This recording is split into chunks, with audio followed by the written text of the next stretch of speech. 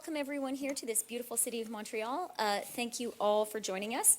We're going to start with some comments from my friend Ildefonso, Secretary Guajardo. Thank Je you. vous en prie. Thank you, Chrystia. And I see that this time you got a very nice bread box that I'm missing. I need it more than usual. Well, first of all, good morning to you all. And I want to thank my friend Minister Freeland for her hospitality during these 6 rounds of negotiation. And I'm very glad that this sixth time we met in the province of Quebec, and it's in this beautiful city of Montreal.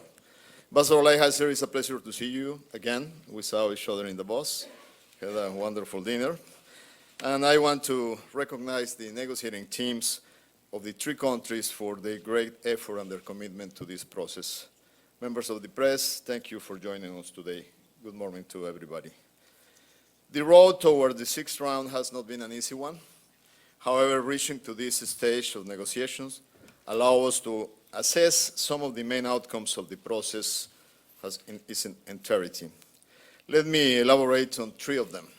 First, NAFTA negotiation remains a high priority in our respective national agendas. This is essential for the process as it gives certainty to our teams as well as our business and financial communities. Second, we are at a much better moment in this negotiation at this point. Progress has been achieved in several areas of the negotiation, especially in those chapters that aim to modernize NAFTA. We are able to close the charter on anti-corruption, which includes strong disciplines that go beyond anything that has been done in prior trade agreements. Charters such as telecommunication, digital trade, and sanitary measures register tremendous progress, and we should be able to get ready to close them in Mexico City.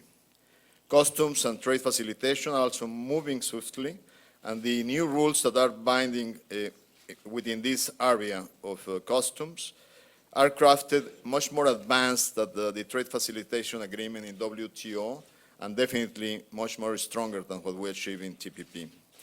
We also closed the sectoral annex on information and communication technologies, and are close to finishing negotiations on the annexes on chemicals and pharmaceuticals, which are key industries in North America. Third, I can say that NAFTA negotiation triggered an unprecedented interest regarding our agreement. All kinds of stakeholders, business associations, entrepreneurs, farmers, academicians, legislators, and common citizens across North America had stepped in to talk about the advantages and the shortcomings of the original NAFTA agreement. This debate has been key to uphold the relevance of NAFTA and the relevance of regional integration. This is a necessary debate that should go on even beyond we conclude these negotiations to keep the new NAFTA 2.0 strong in the way ahead. We also recognize the efforts put up by Canada in presenting new ideas on some of the most important issues. Thank you for that. And for the next round, we still have substantial challenges to overcome. Yet, the progress made so far put us on the right track to create landing zones to conclude this process. Mexico is committed to intensify our engagement, and we will continue working constructively to solve the pending issues. Mexico will contribute to this process, and we'll be happy to host you in late February in the 7th round of negotiations in Mexico City. Thank you. Okay, thank you very much, Ildefonso. And now I'm going to give the floor to Ambassador Lighthizer. Bob, please go ahead. Thank you very much, Minister Freeland. Thank you for your hospitality. And I'm challenging Bob to do it in French next time, because he loves the French language, I have learned. I love the idea of the French language.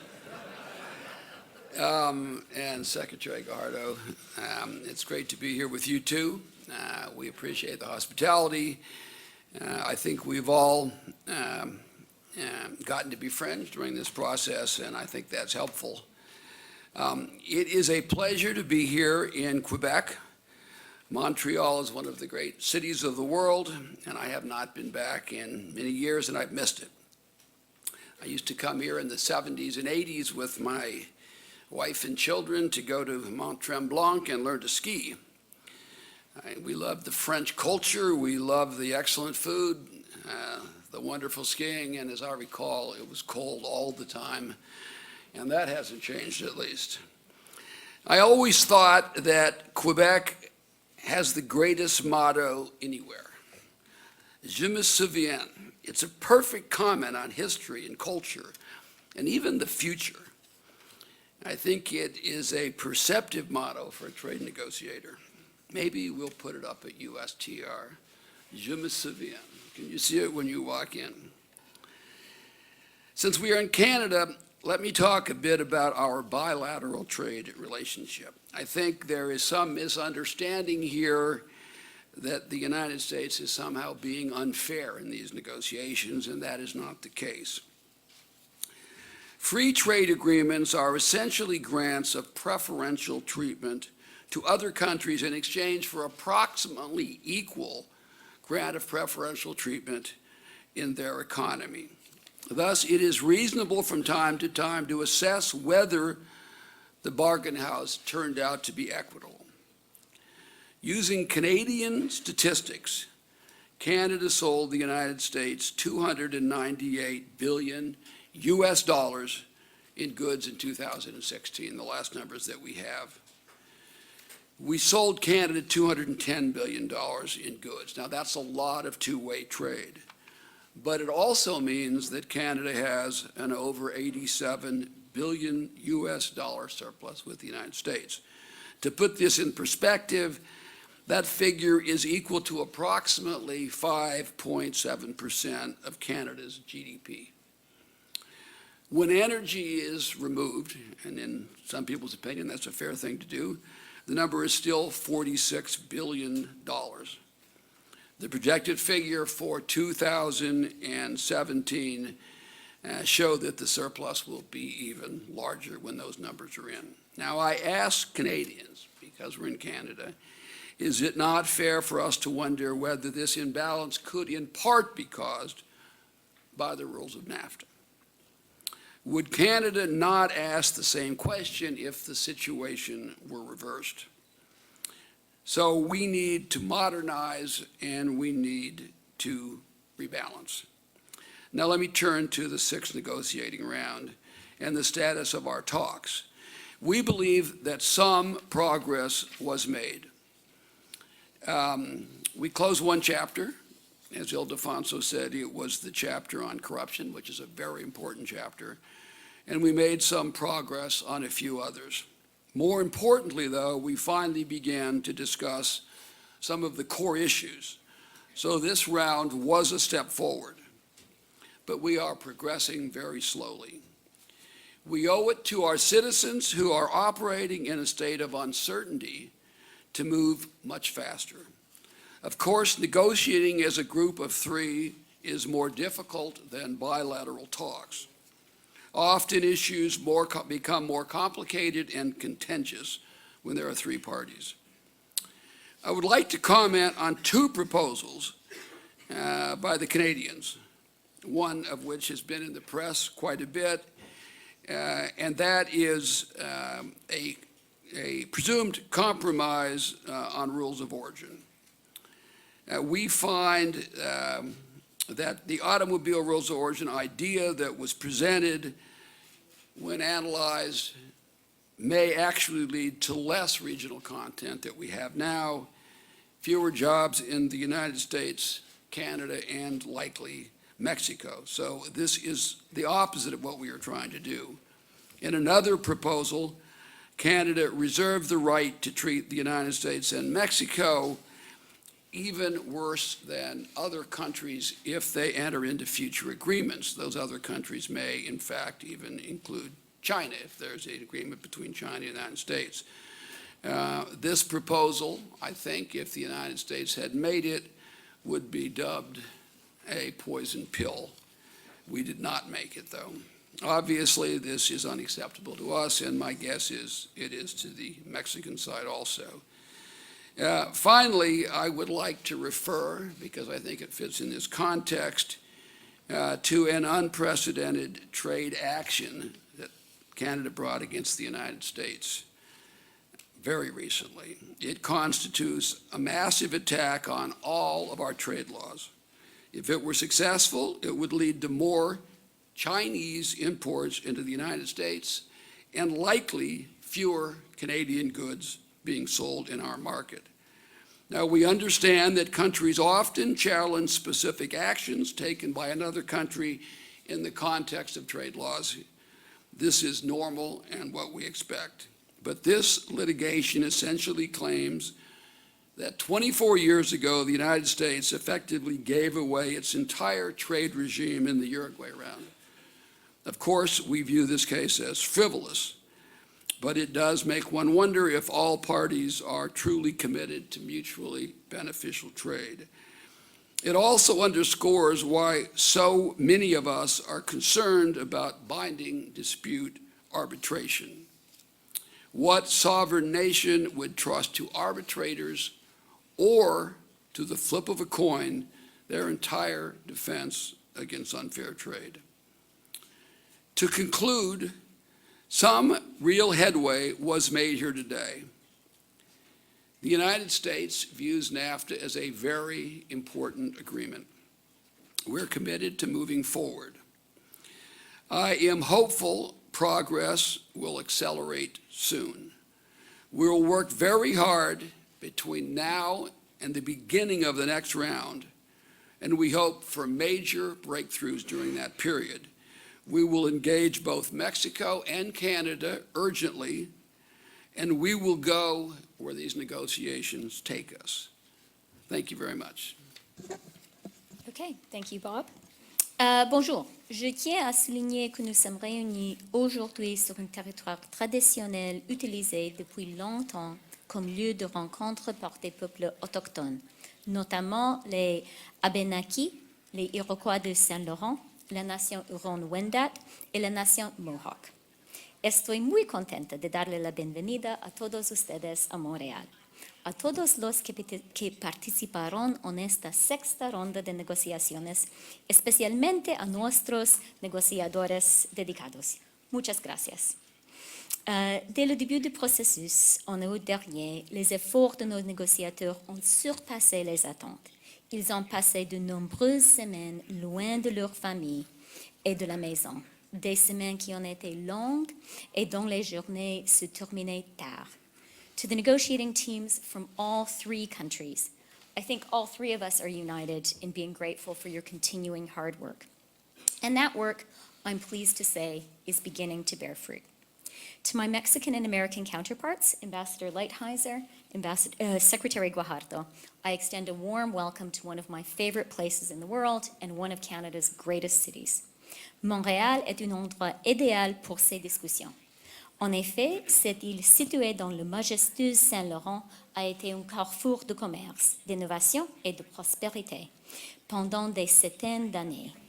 C'est à partir d'ici que le commerce de la fourrure, qui était primordial dans les premières années du Canada, s'est étendu à l'ensemble de notre continent. Depuis l'époque des coureurs des bois, Montréal a évolué pour devenir un carrefour dynamique dans les secteurs industriels et des finances, un géant dans le domaine artistique et créatif qui possède des liens commerciaux partout sur la planète. Cependant, une chose n'a pas changé, et c'est l'aspect le plus fondamental du commerce. For any trade to succeed, whether it's in hockey cards or the latest automobile software, it must be an exchange that benefits both parties. Or in the case of a trilateral exchange, all parties. This may be the oldest rule of human interaction, and it is the essence of free and fair trade. In Davos last week, where all three of us were, President Trump said this: "We support free trade, but it needs to be fair and it needs to be reciprocal, because in the end, unfair trade undermines us all." Canada agrees with that sentiment. C'est pourquoi nous nous réjouissons des progrès que nous avons réalisés ici cette semaine, afin de conclure un troisième chapitre sur les mesures anticorruption et d'étamer un dialogue constructif visant à examiner plusieurs questions fondamentales de ces négociations. We have said from the start that Canadians do not view trade as a zero-sum game, in which one side must lose in order for the other to win. We have also said from the outset, last August, that we believe NAFTA must be updated and improved, and that the benefits of trade must flow more broadly to more people in order for that trade to be sustainable. Now, Canada does not consider trade deficits and surpluses to be the ultimate arbiter of whether trade is good or bad. But it is worth noting that in overall trade, including goods and services, Canada had a trade deficit with the United States of nearly $8 billion in 2016, out of total bilateral trade worth $634.8 billion. That's close to balance, but it's a small deficit for Canada. In manufactured goods, our trade deficit with the United States is $35.9 billion, on total trade in this sector of $440.4 billion. And let me say, these aren't Canadian numbers. They are from the U.S. Bureau of Economic Analysis in the Department of Commerce. We are the largest export market for 2/3 of U.S. states. In fact, the U.S. sells more to Canada than to Japan, China, and the U.K. combined. There is one sector where Canada does have a significant surplus with the United States, and that is in energy. There, the U.S. has a $37 billion trade deficit with Canada.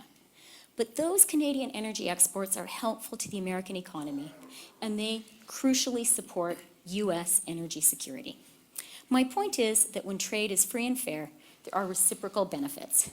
Our energy exporters benefit tremendously from cross-border trade, just as U.S. manufacturers benefit from selling their products to Canadians. Permettez-moi de le mentionner de nouveau. L'ALENA n'est pas parfait. Cet accord a 24 ans. Il doit évoluer. Il doit être amélioré. Ce qui suvise nos efforts actuels. Ce qui est en jeu, ce n'est pas seulement que nous trois pays ensemble ont bâti la plus grande zone économique au monde. C'est un marché régional de 21 000 milliards de dollars, comptant 481 millions de consommateurs, soit près de 30% du PIB mondial, pour seulement 7% de la population. It is about these negotiations preserving the nearly 9 million U.S. jobs that depend on trade and investment with Canada, and the 5 million U.S. jobs that rely on trade with Mexico, and the 2 million jobs here in Canada that are linked to our cross-border exports. And it's about recognizing that the employment rate today in Canada and the United States is among the strongest rates in recent memories. The U.S. stock market, as reflected by the Dow Jones Industrial Average, has reached historic highs. These are not the signs of an economic system that is broken. From Canada's perspective, our job here is to build on what we do that is working well, while updating and modernizing as needed, to foster conditions for growth that benefits Canadians, Americans, and Mexicans. Our job is not to cause the dismantling of the cross-border supply chains that have made our auto industry the envy of the world. Our job is not to weaken North American competitiveness, it is to strengthen it. That's why Canada came to the table in Montreal with creative ideas we believed could move us forward on some of the unconventional U.S. proposals that were broached in round 4. Let me be clear about this. These U.S. proposals are unprecedented and in some ways represent an approach quite different from any Canada has encountered before as a trading nation. Cependant, au Canada, nous sommes toujours intéressés à trouver un compromis novateur, mutuellement avantageux. Nos négociateurs n'ont ménagé aucun effort pour établir des approches originales quant aux propositions non conventionnelles, dans l'espoir d'amorcer la conversation et ainsi tracer la voie à suivre. Et cette conversation a commencé. This includes ideas to update NAFTA's rules of origin for autos in ways that would draw new investment to the North American industry, fostering value-added R&D jobs, next-generation autonomous and electric cars, and North American steel and aluminum production. Industry on both sides of the border has welcomed this approach. It includes creative thinking about how to introduce a rigorous, meaningful, 5-year review process to ensure NAFTA is working well for all partners and adapting to technological change.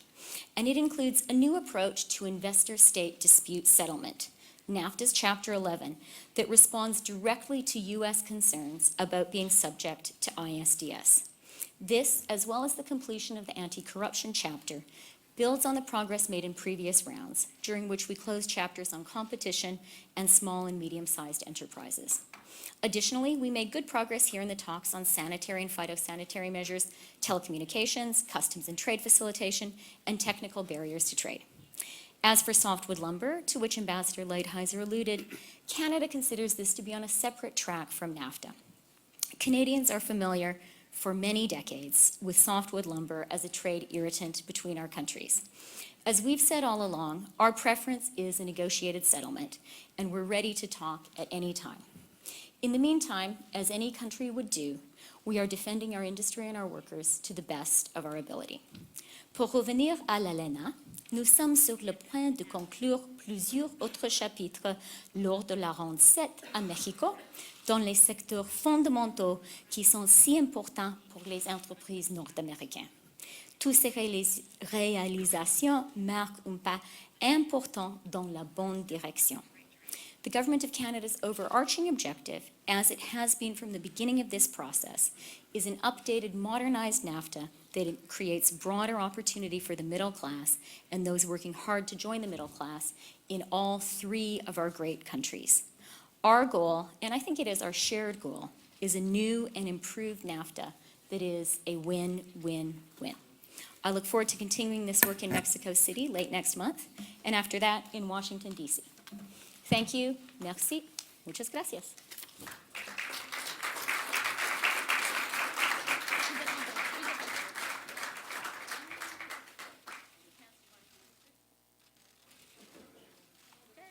We'll see you guys in Mexico City.